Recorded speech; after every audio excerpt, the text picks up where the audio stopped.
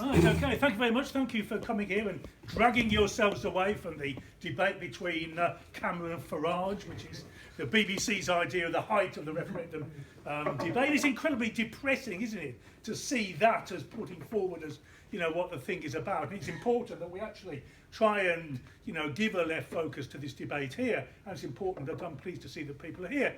And it's also important that we confront, and I think people have already done that to some extent, the arguments in favour of Remain on the left. Because one thing that's weakened a left campaign is the fact that people like Corbyn, people like McDonnell, excellent combats, excellent socialists, people I have an immense amount of respect for, have actually put their weight behind the Remain campaign. I know people have been reading Jeremy Corbyn's speeches. If anyone saw McDonald's meeting in Leeds or came to our debate in the Swarthmore Centre on the the left in the EU, but I think that the thing that struck me most about these sort of arguments is the negative nature of the Remain campaign.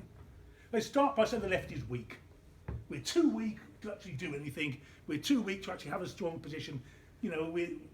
Therefore we have to go along with one of the major Tory and bosses' positions on this. And what would happen? Why do we vote Remain? Because it was so terrible if Leave won. Because look who they are. They're Johnson, they're Farage, they're these wicked evil people. They will come in and crush workers' rights. The only thing that will keep us going is the EU. Now people have pointed out there's a great deal of myths involved in that in terms of how far the EU does actually in any way help workers or save workers. And I'm not personally convinced that Johnson or Gove are necessarily much worse than Cameron, to be honest. I think they're pretty much of a muchness.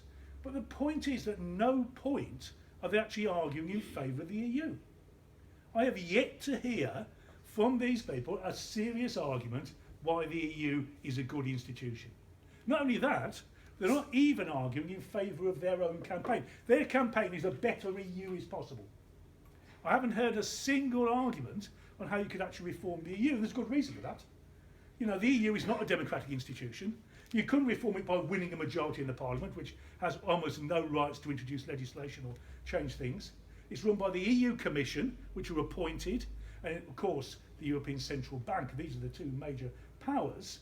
To get rid of them, you'd have to have a left-wing government in each of the 28 countries of the EU would have to get together. Now, if you had that, I think we could go a little bit further than just changing the constitution of the EU. So, that sort of idea, it's a nonsense, really. So, what is the EU? Why does it matter? Why is it important?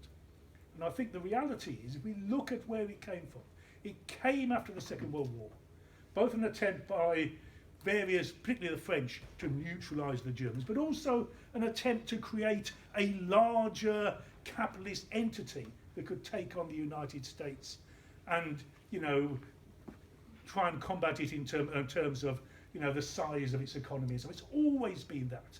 And in order to do that, they have to take on workers' rights. They have to, when necessary, they'll throw the old minor sop to us to keep us going. But in reality, they will push us down. The clearest example is Greece. Well, people have talked about Greece already.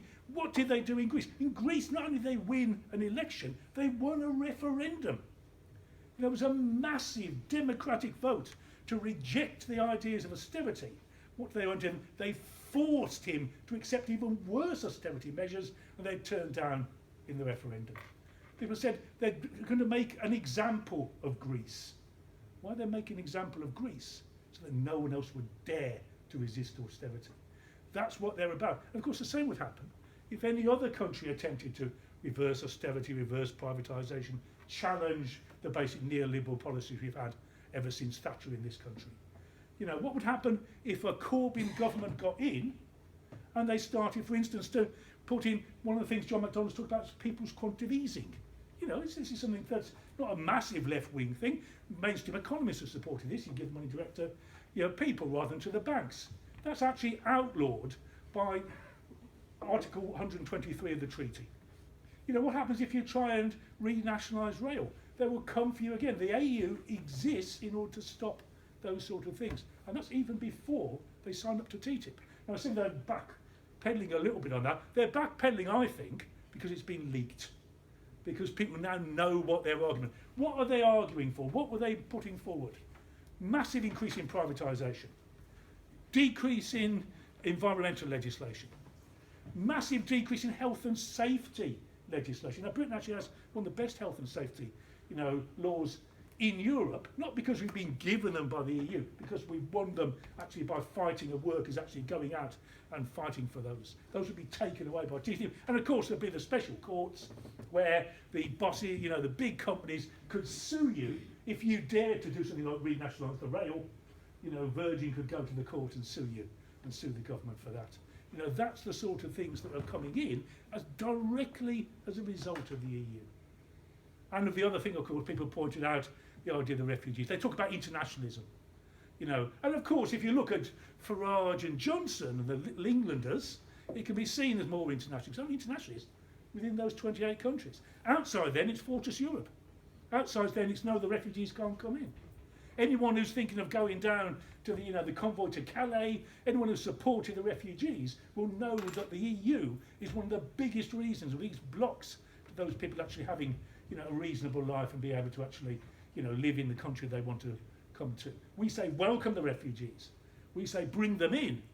It's the EU that's putting up the borders and saying you can't actually do this. In other words, the EU, as you said, is a block. It's a barrier. It's a barrier to all the things that we are trying to organise now. It's a barrier to any attempt to end austerity. It's a barrier to any attempt to reverse privatisation. It's a barrier to any attempt to actually make the lives of working people better and to address the desperate plight of refugees in this world. Every one of those issues of which we, I think, all in this room stand for, it's a major barrier and a step in the way. And I think if we do get, it's not beyond the bounds of possibility, the Tory party cracks apart, and we welcome that, I think. A Labour government gets in and Jeremy Corbyn tries to actually implement some changes.